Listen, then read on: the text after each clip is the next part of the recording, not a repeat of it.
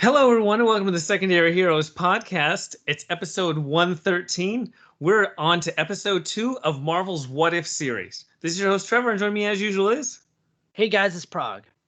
I didn't come up with a clever intro. This is DeLorean Wolfgang. That truly is a what if universe. I like it.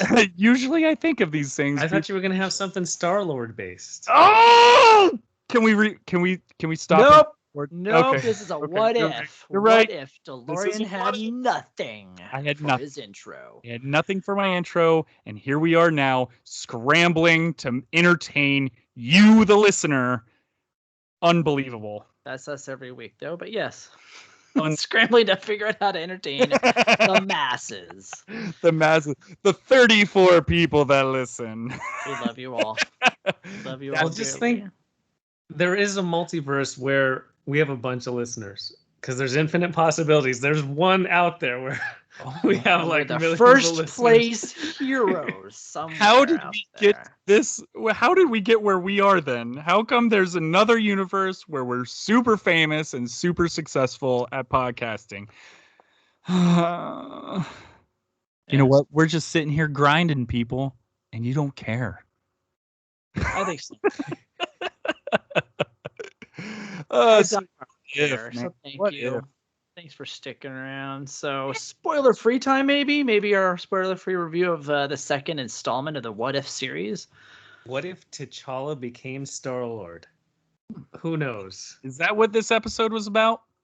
That's what it was called, at least. I'm not going to go first on this one. I'm going to let you fellas do it first because I've been going first a lot, and I tell you what, I might have a different answer this time. Okay, I'll go first. Hey.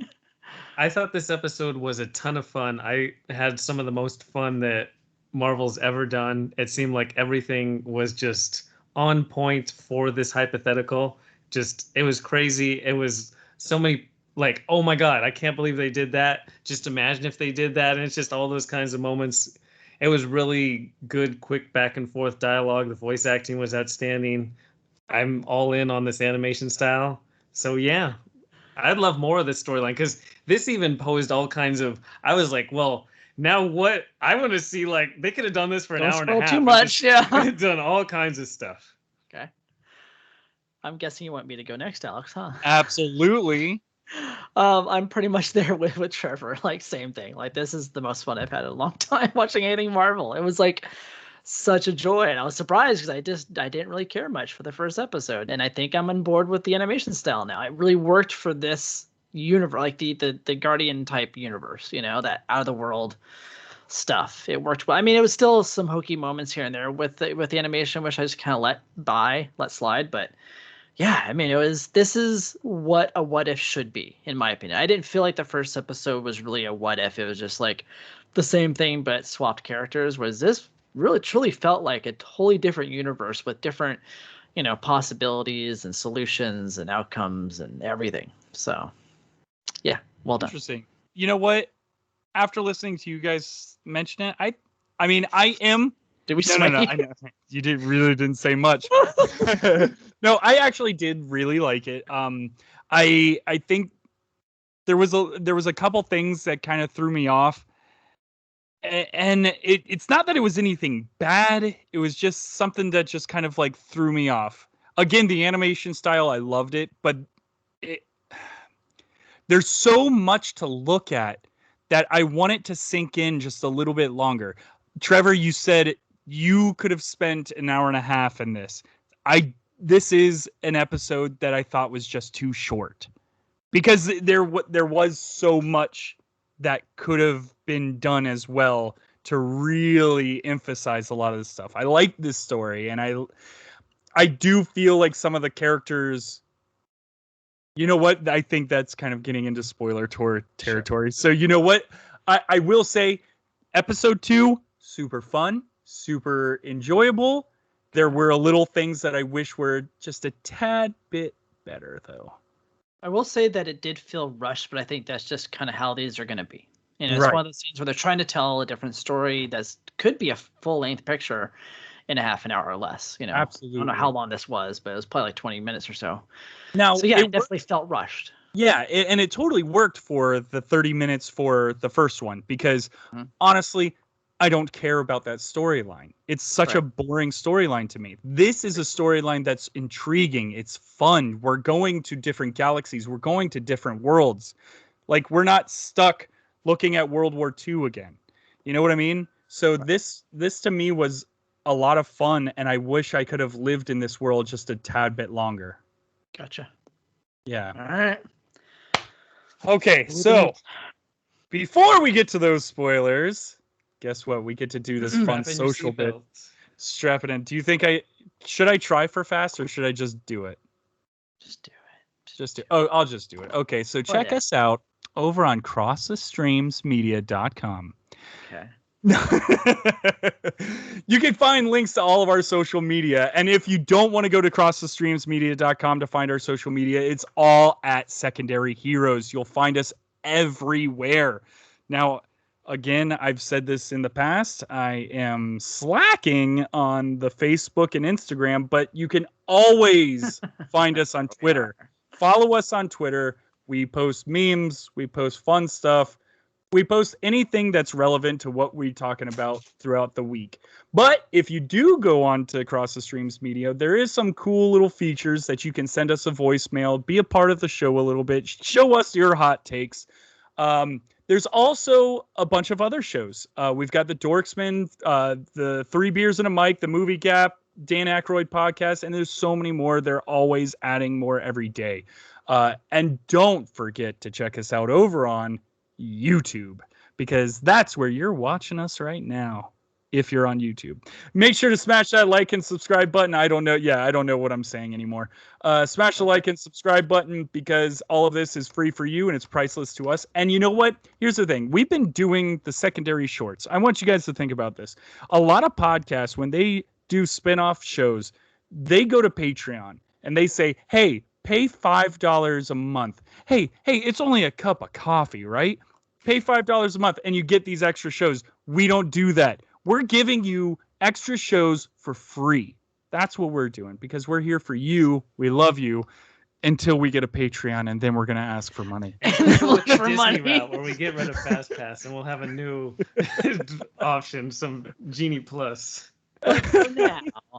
But for right now, all of this is free for you, and it's priceless to us that you guys listen, that you guys like, that you guys subscribe, that you guys comment, that you guys write a review. It's because that really helps us at the end of the day. It really does, and we appreciate all of it, and we appreciate you guys listening. So, all right, I think we should go to the spoilers part. And maybe I should.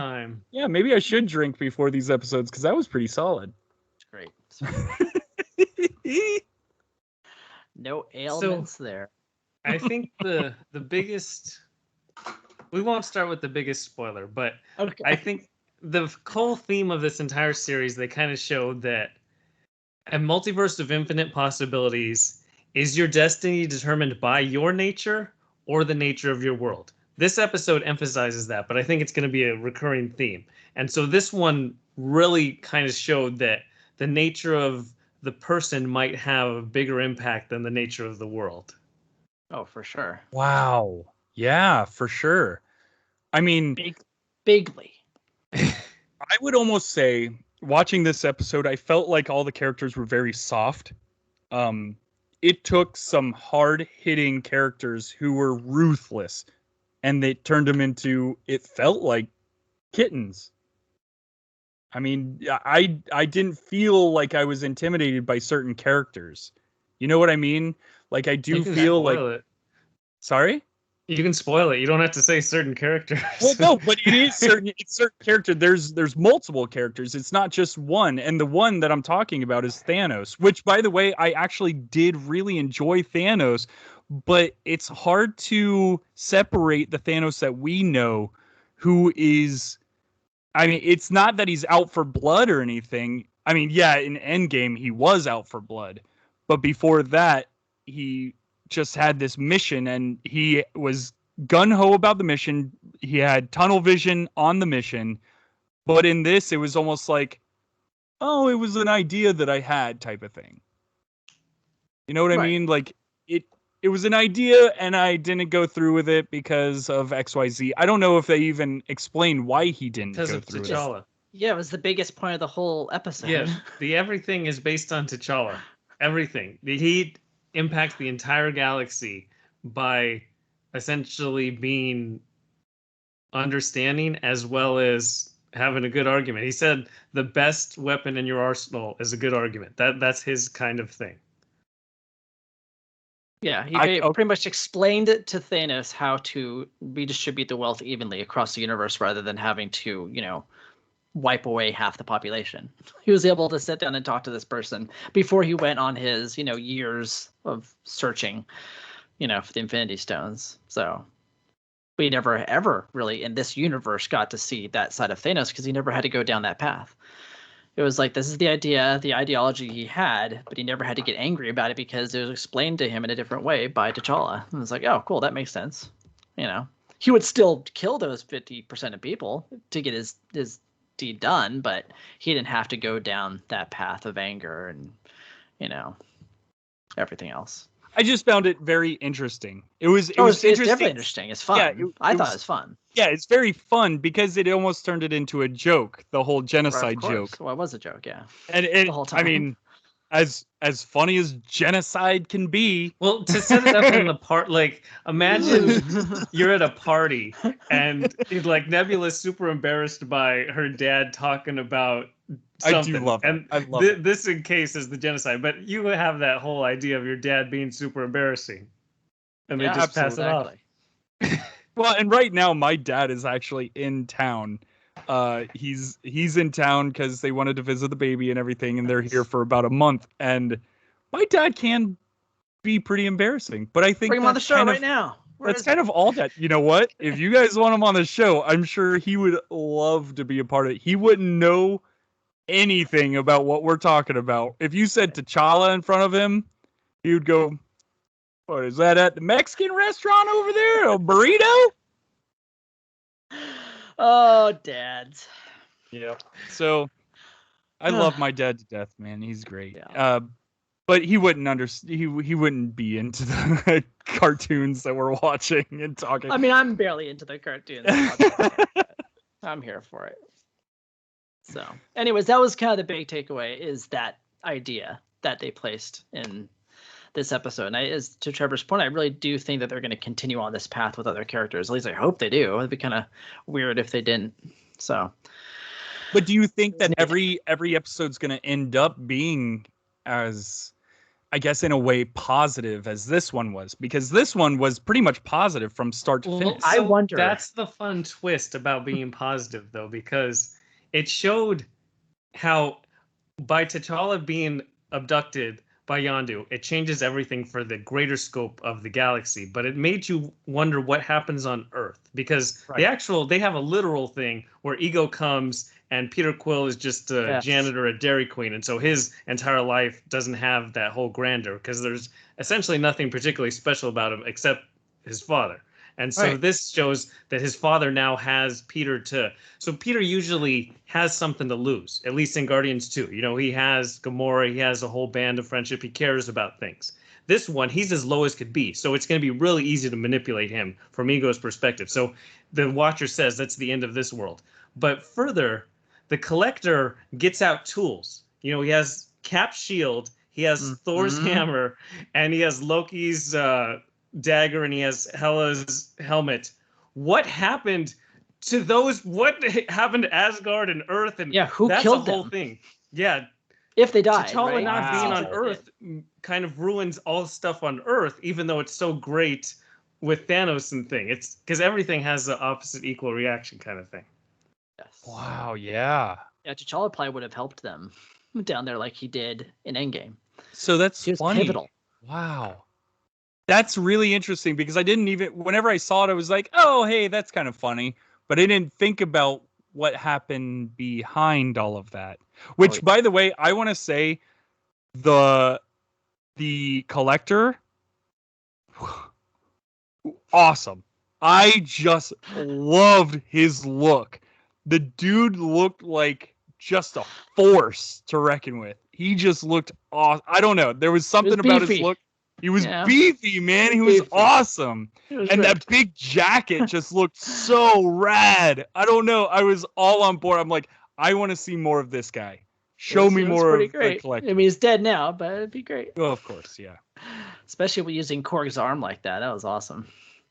Korg's man, arm was great too. Korg is now dead too. Yeah, Korg's dead in this universe. Man, all of our favorite people that we really like are dead All the in people this who universe. died. So maybe it's not all happy. Maybe it's just happy with the Ravengers and Thanos. Uh-huh. Well, not only that, but think about one of my notes here was there are no Guardians of the Galaxy. They never exist. Because it's not Peter Quill finding these other guys like Groot and Rocket and Gamora. Yeah, In a Drax prison is the or bartender. Gamora Drax- is probably just some regular kid still on that planet because Thanos never came to her planet to wipe out her civilization Wipe it out, and adopt yeah. her. So we never get Gamora. She's just some kid on that planet, growing up doing whatever they do on that planet. And Nebula, she lost an eye to the Collector, so now she is angry at the Collector. Right. So, oh wow, man. Did you like Nebula with the blonde hair? It was an interesting look. I didn't. I didn't hate it. I'm into blonde, so I will take it. The interesting thing is she still said that she has a difficult relationship with her dad. Like, he didn't pit her against Gamora and they had to fight each other and he takes a body part at a time and reassemble her. But there's still something that happened in their I still think they have, like, I'm sure that Thanos is still not an easy father to deal with. That's my guess. Think about it. You know, He was most likely a tyrant. The guy Sure, this guy still wanted genocide for all these planets. So he was still the bad Thanos for a while before this he meets new T'Challa. Star-Lord. Yeah, exactly. So he probably still put her through a good amount of hell before he came around. And now she just seems like a teenage daughter who's embarrassed by her dad, but still hangs around. She still somewhat loves him enough to, I mean, she's got the choice at this point. It's not like he's hanging on to him, hanging on to her, because he's a Ravenger now. He's got a mission to be with the Ravengers. And he's not even a leader. Yeah. He's just part of the crew. He's like, man. Yeah. She could go off and do her own thing if she wanted to, but she still sticks around. Yep. I love when Thanos said, "I'm a big enough man to admit when I was wrong." I love that line. That's why I say I wanted Josh on this episode. I want to hear what Josh has to say about Thanos being soft. Right? What was his take, I wonder? I do like when he turned around and fought his own children of Thanos, who went right to the Collector. Like, I like the idea that somebody fills the void of Thanos not being there, because, like, Thanos did it through intimidation, and the Collector does it more of like that underground kind of like backroom deal kind of way. You know, it's not just like a pure, oh my God, this guy's coming and destroying entire planets way, but still can establish power in this vacuum. Right. Yeah. No, yeah, for sure. I mean, that's what's going to happen no matter what, you know? It's almost like the Hydra thing. You cut off one head, more are going to appear. Exactly. It's just like the Kang. Evil exists. Just like the Kang thing. You kill this one Kang, I've got 100,000 more coming right behind me. This is going to be a different story this time. That's exactly. all. They're setting up Marvel audiences for that. Yeah, they are. They are. In a very cool way.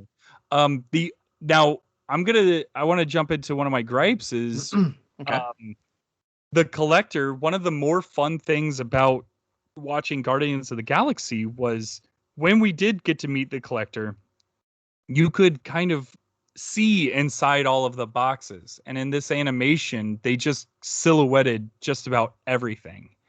Now, one of the silhouettes, I think I saw Black Panther as one of the silhouettes sitting down in one of the things, which I thought was very interesting, but you could never really tell because everything was just silhouettes. And I didn't care for that too much. Yeah, we got to see a couple things. We got to meet Howard the Duck finally. He finally got to have an actual speaking role, which was really cool because, I mean, Howard the Duck, I still like to think that Howard the Duck movie is the original MCU movie, even though it's terrible. but God bless It's Leah awful. Thompson for being in it and having sex with a human duck thing. First a duck, then her son. Oh man. Gosh. So Hmm. I kind of wish that they would have added a little bit more Easter eggs in those Sure. containers. Now, yeah, of course we did get the Cap shield and the Thor's hammer and stuff But like that. he but saved Cosmo. yes, at the end we got At least they did. one of the original Guardians of the Galaxies, right? Yes. Yeah, it's kind of fun to see him in there. But we also saw Cosmo in the movie. So No, but he got saved this time. right, exactly. Yeah. Which is Big very difference. obviously I want to see more. I'm one of those, I'm a Ready Player One type of guy. I want to see more and more and more. I want to see cameos. I want to see Easter eggs because it makes things a lot more intriguing. Okay. So that was really my biggest gripe with the episode is the collector has a very cool collection that we didn't get to see it. Yeah, that's a fair point. I think they could have done more with that. Maybe spent just a few more seconds or moments just walking around the place. Yeah, You know? yeah. Of course. Kind of like with Cabin in the Woods or something. Like just show the different things popping up onto the screen or the Cabin in the box. Woods is a perfect example. Yeah. Yeah. So, well, that's a good gripe though. Did you guys have any gripes yourselves? Not really. Yeah. I love everything that they did. That much. Yeah, it's just Even fun. They having had young- a focus and they knew what they were doing. Yeah, and I love Guardians of the Galaxy so much that I was like already invested in that world. So I was like, oh, I'm here for it. It was fun. I like those characters, I like the world. So that was fun. One more gripe. I'm sorry. Okay. That's fine, dude. Here's the Well- thing. I liked the episode a lot, but I feel like there was some things that needed to be maybe reworked a little bit. Sure. But the guy who in Guardians of the Galaxy, when Peter Quill is going for the orb, the fellow who's coming after him or whatever, and he's like, "Who? Star-Lord who?" He plays such a cartoon character that it takes me away from the story because it's almost over the top cartoon character. I get that we're watching a cartoon, but it's based on real people that we've seen in the movies.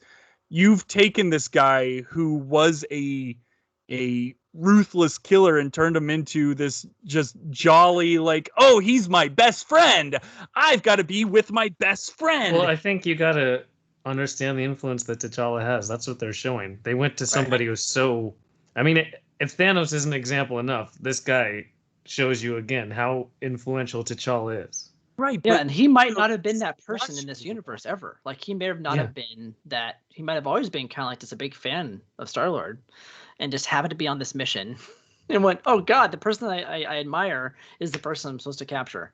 But you could have ended it right there with the fight. And then then he becomes a crew member, and then he's like, "Oh, I'm really excited to be a part of this crew," rather than, "Hey, this is my best friend. You can't talk to my best friend like that. That's my best friend." And it's like, I thought it was funny. like I was I don't listening- know, it was me.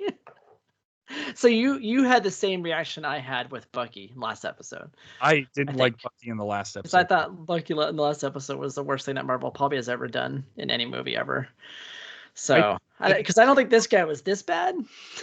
I can see how you would think he's too goofy for sure, but I liked it. Like it worked for me for some reason. I don't know why. I liked when they talked about the Robin Hood story and just that whole idea, and then drop the Robin Leach comparison. Robin Leach was a great drop. Name drop. Of all the Robins, that is probably the best. It's pretty good. It's just like the exact opposite, really, of who Robin Yep. Hood is. Is Robin Leach of all people. Yes, that was really good. But okay, so a few other things for me then. I did have a question. Is then, what about Ronan? Is Ronan then going to be the new Thanos? Probably, because if he's the one that he wants the stone for himself. Obviously, that was the whole point of Guardians of the Galaxy. So would he then take over and just use that to wreak havoc and be the big bad in the MCU? What's he gonna do now? Because he won't get that one most likely. Will he be after them? mention his name, don't they? Yeah, They because do they're mention Ronan. yes. So I don't know. That's my question. That was kind of exciting to me because I like Ronan. So it'd be fun to see him be the big bad in the universe and try to collect the Infinity Stones and see what he would do with it. But that's the interesting thing is like Ronan couldn't even put up a fight against Thanos. Like but this could be a different Ronan, you know. That's true. I suppose if this Ronan is going after like the stones and the gauntlet and all that stuff, like he then becomes powerful by gathering the stones. So okay, I could see that. Sure. I don't know. It's just something it's a question I had. It's like, okay, well, what's an he going to do in interesting this possibility universe? that happens. Yeah. I mean, the other one is obviously what's going to happen with Peter Quill. Is he all going to be the big bad because he's going to turn into the celestial being that's going to take over worlds and destroy everything because that's what his father wanted. Man, and are they going to look into continuing this storyline, or is this it? Because the way that they left it, it's like, ooh, that would be fun to see more of that. My guess is this is probably it, but we never know. I think somewhere down the line they're going to tie stuff in, somehow, some way. But I think this is really like, let's get people used to the idea of multiple universes, like on a smaller scale. Like, let's see if they're okay with this because we're about to go big. They're going to go ham soon. There's a reason why they're not showing us the No Way Home trailer. I think that's going to be a mic drop of a moment. So you're thinking Spider-Man might show up in one of these? He already is. I'm not talking about that. I'm talking about Spider-Man No Way Home is going to be a big multiverse event, like probably even more significant than the new Doctor Strange movie, in my opinion. I think it's going to be the thing that's going to just blow people's minds like nothing has ever happened in the history of cinema. Gotcha. And I think that's why they're guarding that close to their chest. And they're like, okay, let's try to give people these weird alternate realities in smaller doses. We're probably not going to continue on that path, but here, let's see how they react and get them used to it. Excited. I mean, I definitely agree with that, but I think with these episodes, they're also planting seeds and kind of seeing what trends the best in real time. Like Ego. Ego does that too. Get it? Yes, he plants seeds. Yeah. Trevor, I like that though. No, I like what you just said, Trevor. I think that's going to be very interesting down the line because all they're doing is. Yeah, this is all just a testing ground because maybe that's why they made it in animation because they can just kind of like, okay, this works, this doesn't work. Let's maybe enhance this a little bit more. Let's see a little bit more of this. Yeah, dude. Okay, so I'm in on that. I like that. I mean, I do want to mention right at the end though, the dedication to Chadwick Boseman. Like it's just such a terrible reminder what happened that it sucks. There's no other way to put it. He was so good in this episode too. He was just great in everything he did for the MCU. It just sucks. So yeah, it was nice to see that at the end. Really touching. I mean, obviously they can't go forward with that storyline if they did that in this. So that's why I was kind of leaning that way. I was like, I wonder if they build it up though. Like these are more like outlandish ideas, and then as we get into the series, like once we get to episode 8, we start like this could be live action at some point. Yeah, right, for sure. It'd be fun to see it live action. That's for sure. I would love it. Oh my god, for sure. Yeah, man. It bothers me so much that this isn't a movie. Yeah, I feel like this episode versus the first episode, it feels more like the butterfly effect is happening. Yes. Whereas the first episode really just felt like you're swapping two different people. They didn't follow any kind of like butterfly effect, any kind of timeline ideas. This one, there's so many potential timelines. Just kept going. I was like, oh my god. Yeah, everything can change.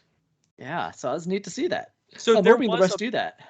There was a part in this where they were looking at a hologram, and I, for a split second, thought that they were looking at that Hydra monster. And I was like, finally, they're finding a way to connect this with the other episode. You mean the Earth behind me? I don't know. No, there was a different scene where they were talking about some kind of monster, and they showed like a weird, like, squid-like thing. It looked like a squid-like thing, but it might not have been. But at the same time, it was like awesome. They're connecting somehow. I'm sure they are. Yeah. I mean, remember that just because it's a separate universe doesn't mean it won't eventually get tied into all these multiverses by something. Like what I think Trevor mentioned it last week. Oh yeah, for sure. They're gonna find people. Maybe they'll even handpick people from these different universes. Right. To band together. And that's what makes, like, whenever you watch these, it's almost like you have to be what is the word I'm looking for? But hyper attentive to everything. Oh yeah, hyper aware to everything. Watch it a few times. They want you to rewatch it. Right, because if there's could be one little thing in the background, and then all of a sudden that little thing in the background is going to be a whole gigantic storyline in 6 years. Like Drax saying that, here, smile for my daughter and my wife. So obviously they're still alive, of course, because Thanos never killed them. Never had to. Pretty incredible. Things like that. And so Drax doesn't have that whole mission.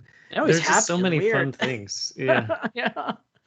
Here, come here. He's like the buddy guy. It's like so there was a couple instances that showed T'Challa's character. The one is that he was nice to the collector's servant, and so she ended up saving him at the end. And it's those little things. Like he wasn't particularly like outlandish to get her on his side. No, but it's just a little nicety. Yeah. Yes. And then also he says, "No treasure is worth as much as can be done with it." Yes. That was a really good line. Yeah, he's still T'Challa. He's also, I don't know if I am a big enough person, but to just accept what Yondu did, to lie to him that Wakanda's gone, and like, I don't know if I could be the big enough person that he lied to him. We don't know how many years ago, and your whole life has been predicated that Wakanda's gone. There's nothing to go back to, so I'm going to keep doing this Ravengers thing. Like, he's done an amazing job at it, but given the choice, that's a what if. If Yondu doesn't lie to him, does he go back to Wakanda? Right, exactly. And I think it says a lot to his character. It's like, hey, look, I see the he sees the good in everybody. It's like, I can see, like, if I did this to him, like, I know he did what he did to me was wrong, but if I were to, like, say no and banish him or whatever, it's like that does no good.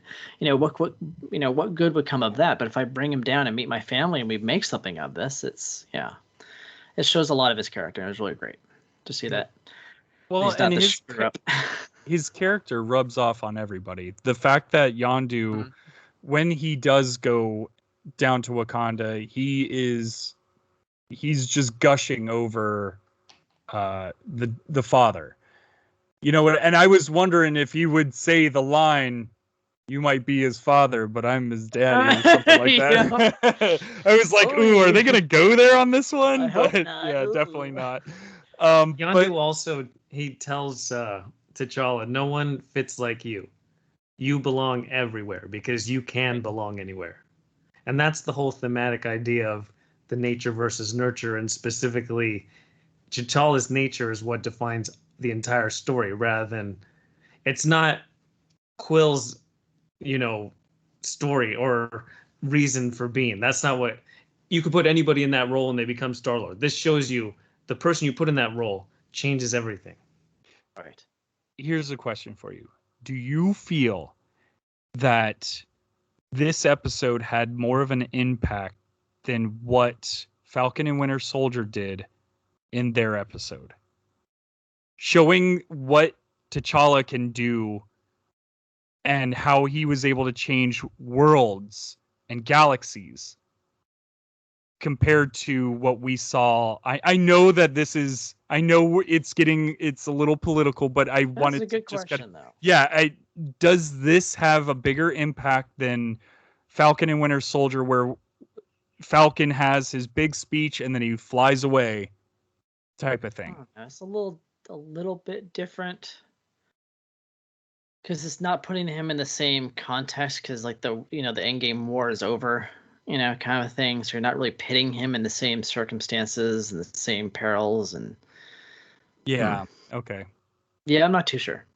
That's a good point, though. But you just said I'm sorry, Trevor. You said that Yondu says you fit everywhere. I feel like saying that, just those few words, meant more than that whole Falcon and Winter Soldier storyline. You know what I mean? Like, it doesn't matter if you're blue, black, white, anything. You fit anywhere, like he's impactful who he is. You know what I mean? I don't know if Yeah, no, I okay. see where you're going to. Okay. Because I know what Falcon and Winter Soldier dropped the ball on what their kind of theme and message was trying to be. So this episode, I mean, it's just everything they've done with Chadwick Boseman and Black Panther, and just even this 23 minutes.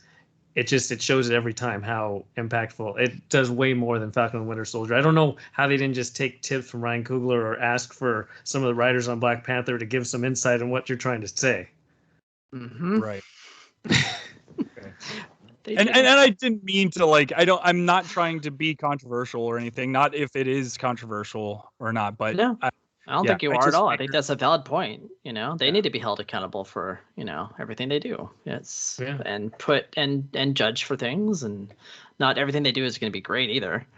So, but to show that this man came, okay, when you've got Peter Quill in one hand, or excuse me, one universe, and then you've got Chadwick Boseman in the other universe, and you can see the major differences between the two. The fact that galaxies and worlds are changed, but everything's in despair and just falling apart in one hand. You know what I mean?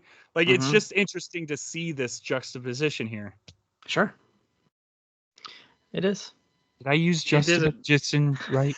Yeah. No, Marvel did an excellent job. Again, I want to see more.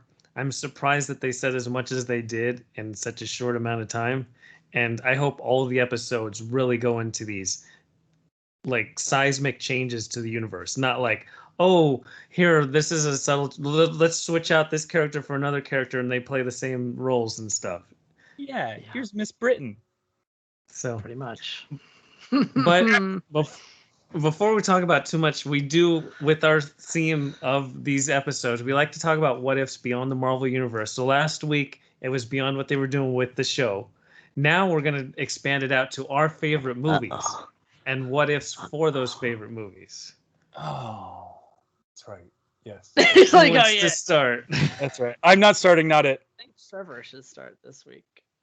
Okay, so Jurassic Park. That's easy enough. My favorite movie is Jurassic Park.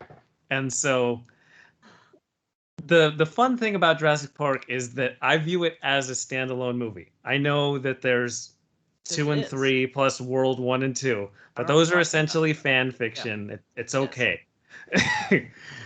There's a lot of storylines that kind of tie in of what if ideas, and we'll say that is a different Earth. It's a different multiverse where we go down those Jurassic World storylines. But they go to San Diego. Yeah, in terms of Jurassic Park and what we care about, I think the biggest what if is what if Nedry doesn't crash his car? What if he gets on the boat with the little embryos and sells them off, and then they're replicated outside of InGen, outside of John Hammond, and everything.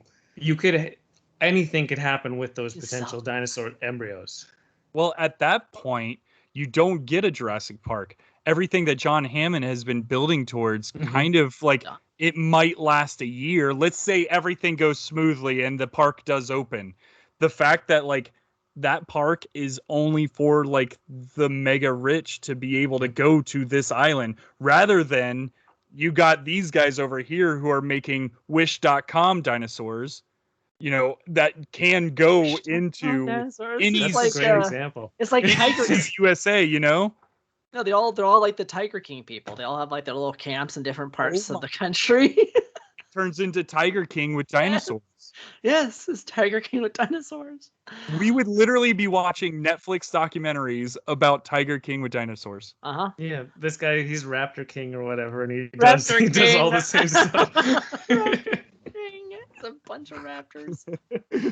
Carol Baskins, she fed her husband to them raptors. Oh, man. That's fun to think about, though, man. Wow. Yeah, it would change the whole universe, because dinosaurs wouldn't just be for the ultra rich, and you know what happens when things are just commoditized. It ruins it. It would ruin. And that's where Jurassic Park would end up bankrupt and they would have to close the park down, because what's the point of even having the ultra rich park Right. when you can literally go to San Diego Zoo and see They have a T-Rex. Yeah. Yeah. Yeah, they have one. Why would I fly to the island? I wouldn't need to. Exactly. I mean, Wow. yeah, he's in a tiny cage, really small, and just like sitting there, like but hey, I can see it. Or he's not full sized either. He's kind of Right. like, they messed up the DNA a little bit, so he's like only as big as like a horse or a Long giraffe or arms, something. short legs, or something. Long arm, short legs. So it's a dinosaur that's dragging his arms Yes. everywhere. It's a dragon. Wish.com. Nice. Wow. That was a fun one, though. I like that idea. That's cool. Yeah, and the rest of them can come back and have their own little kingdoms that they can create because of the failed park. Huh. Maybe different governments can fight over it too, you know? Well, yeah, then you get like they kind of in Jurassic World. There's that subtle storyline that they want to militarize the dinosaurs. Right, of course. But we were this hoping would speed that along, and now you have different governments have their own fleet of dinosaurs. Yeah. Oh, Because he's just selling it to the highest bidder. He doesn't care who it goes to. He doesn't care what they do it with. Pterodactyl bombers. I was about to say we would be flying around in pterodactyls. Submarines. Yes. On pterodactyls, not in them. That'd be really could do weird. that. Why not? Well, if you can mix up their genes, you give them a little pouch like you could be the Kangaroos? Joey. You could be the Joey in the kangaroo mixed with pterodactyl. Okay, We this have is all getting kinds of fun with dinosaur This is DNA. really weird. DNA. No, let's go weird. I like it. I like weird. Let's go.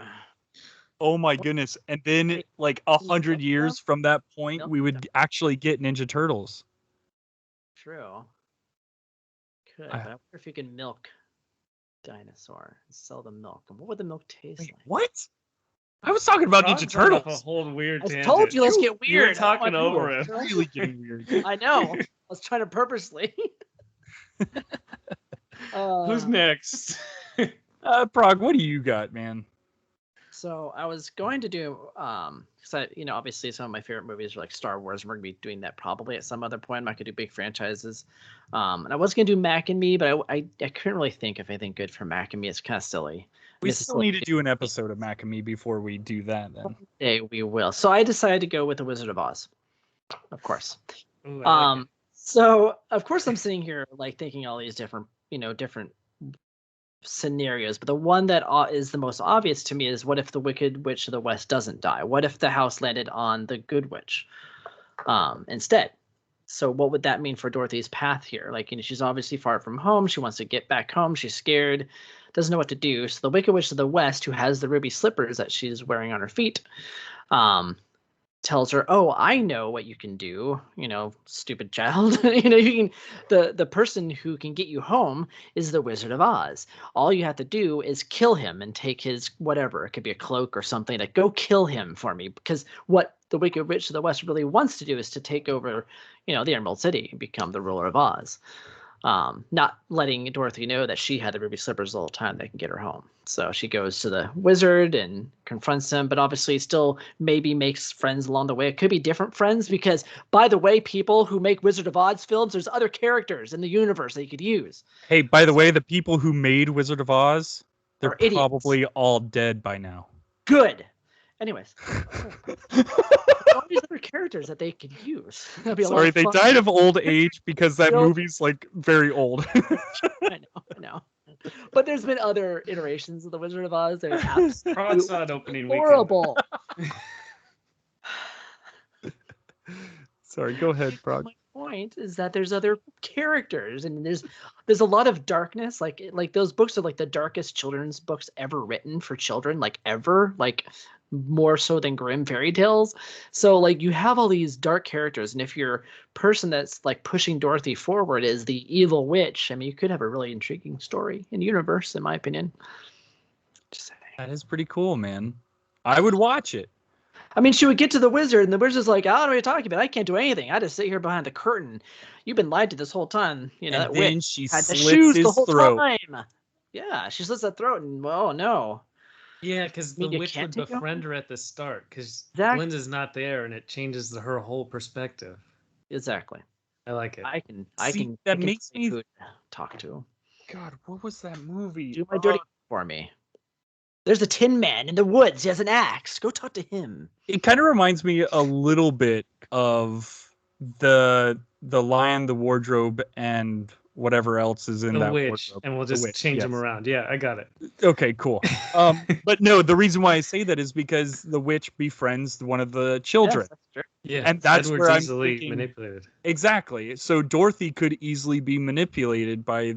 I'm seeing the parallels between the two and kind of how that child became bad because of the witch. And so I mean, that's in the books, good. Dorothy's 9 years old. Like, I know Judy Garland's well known, but literally Dorothy's a little tiny kid. She's going to be super easy to manipulate.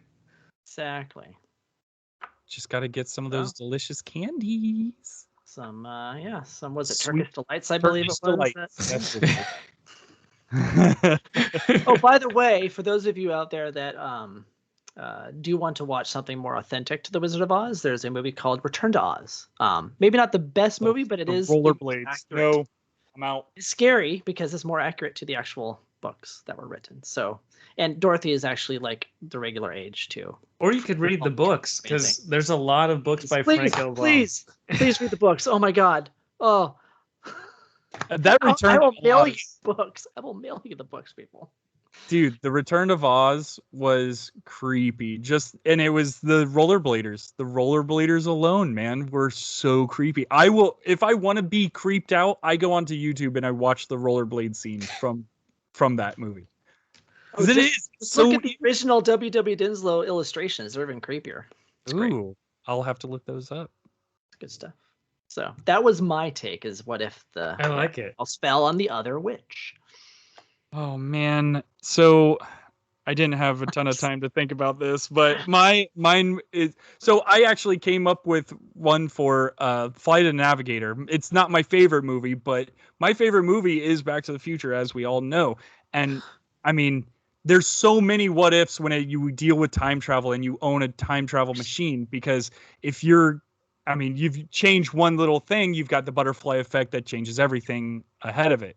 So there's tons that you can do with that. And with Back to the Future, they've got comics, they get a video game where they actually do dive into a lot of that stuff. Like anyways. What if the DeLorean doesn't go fast enough and Marty just dies? Boom, blows up. Or what if Doc didn't know if it would work or not, and they're both standing there when the DeLorean is hitting 88 miles an hour, heading straight for them, and they kill both of them at once. Movie over. So why would they not stand somewhere else? If you want, that's actually that's a fan theory for some idiots out there. Fan theory is Doc was so distraught that none of his inventions work. None of them have ever worked. So he was like, you know what? If I'm going out, I'm taking someone with me, and Marty just so happened to be with him. So he's like, I'm going to drive this car 88 miles an hour straight for us. If it doesn't work, we're both dead. If it works, great. Because he gets super excited, like, I invented something that works, when it does actually go back in time and the flames go in between their legs. So it's almost like, why did he stand in the path of the car? Or he gets hit by the car and he's more like in a coma in a hospital, and the entire sequence of all three movies is just in his head. Ooh, wow. That's right there. It's like Bob Newhart. I like it. Yeah. So what if? Wow. Unbelievable. Yeah, well, anyways, my other one was... Anyways, let's go to the other time travel movie. This Flight of the Navigator is not as fun as what you guys came up with. I was thinking, for some reason, the alien spaceship that comes down to Earth. Just like, you guys are going to laugh, but just like in Transformers, the alien spaceship comes down and it implants plans in someone's head on Earth, just like they did in Flight of the Navigator. What if Flight of the Navigator was the original Transformer who implanted all these plans in this kid's head, and this kid now has everything for the Transformers, and that's why they're coming to Earth to destroy everything to find this one little boy. Trying to find the kid. Type. I don't know. Honestly, it was. I had it. I had it fleshed out, and I wish I would have just written it down. But I love Flight of the Navigator, and seeing how Flight of the Navigator was able to. It looked into the child's brain and was pulling things out that the child can actually connect with. That's why it goes with Pee Wee Herman's voice.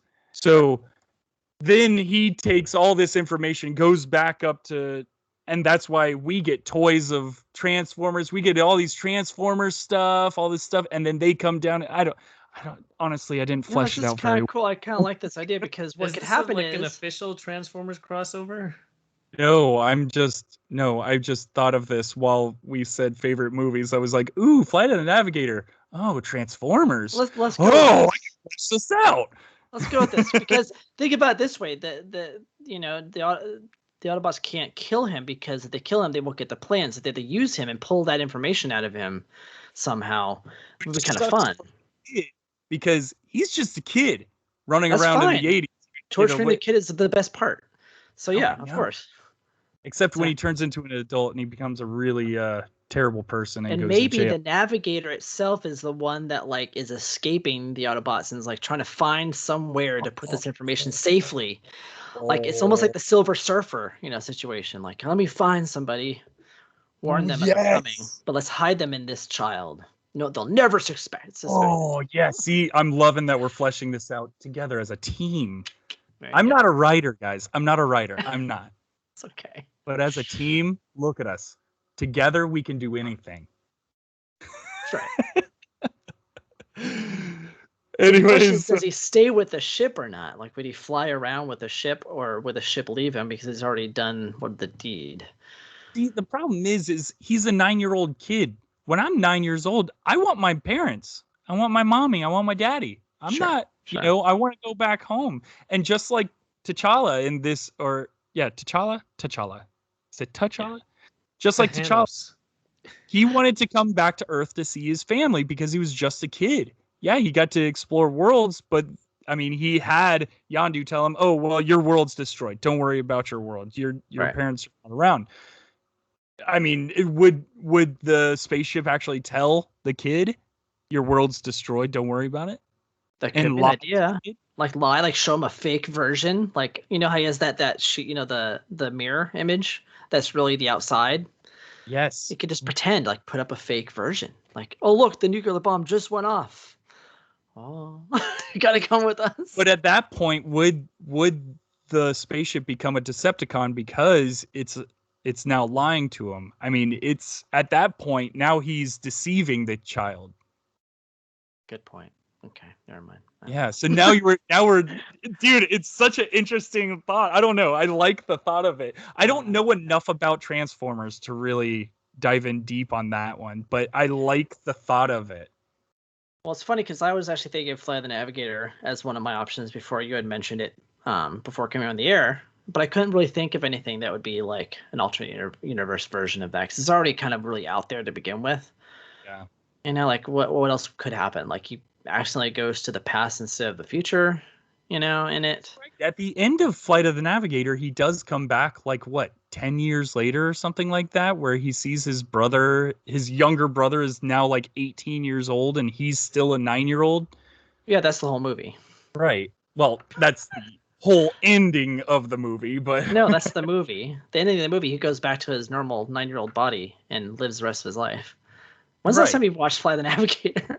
It was like 2-3 years I watched this movie like 3 times a year.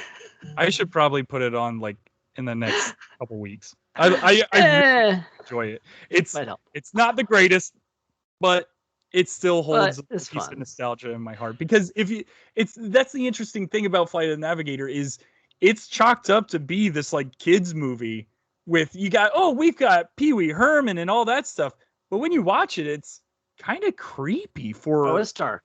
I mean, they're holding a kid at NASA and they're doing science experiments on him. Like as a 9-year-old, I'm thinking, dude, Get away from me. And then he gets sent 10 years in the future when like his parents don't recognize him. They're at home. It's like, what? Exactly. It's creepy. I love it. I do too. Anyways. But that was just a thought. Interestingly, I feel like Jurassic Park's the odd one out now because T'Challa was kidnapped when he's little. We have Dorothy being manipulated when she's little, and we have Flight of the Navigator being Wait, hold on. brain access when we he's can little. warp this somehow. There's What a about theme. Okay, let's come back. Let's figure it out. How can we make Jurassic Park work? Well, it doesn't deal with time travel though. All of ours deal with time and space. Well, never mind. I don't know. Anyway, Can't figure. so everyone, thanks for joining. Be sure to watch What If. We're going to be talking about it for like the next 3 months. So it's a ton of fun on the show. We're going to come up with new themes and what ifs beyond each individual episode. We might talk Star Wars and Harry Potter and DC and Lord of the Rings and who knows what. So until then, we hope you enjoyed, and we'll talk to you next time. Frog out. And before I do my sign off, please, fans, go on to crossthestreamsmedia.com and leave us a voicemail of your what ifs, of your favorite movies, of your interesting thoughts, or hey, maybe you've got something better than Flight of the Navigator and the Transformers. So please go to crossthestreamsmedia.com and leave us a voicemail. You'll see the little microphone icon down on the bottom right of your screen. Just hit that button and you got a full minute to just let loose. And who knows, we'll probably put you on. Actually, we'll most likely put you on. Anyways, that's it for us. Adios, y'all.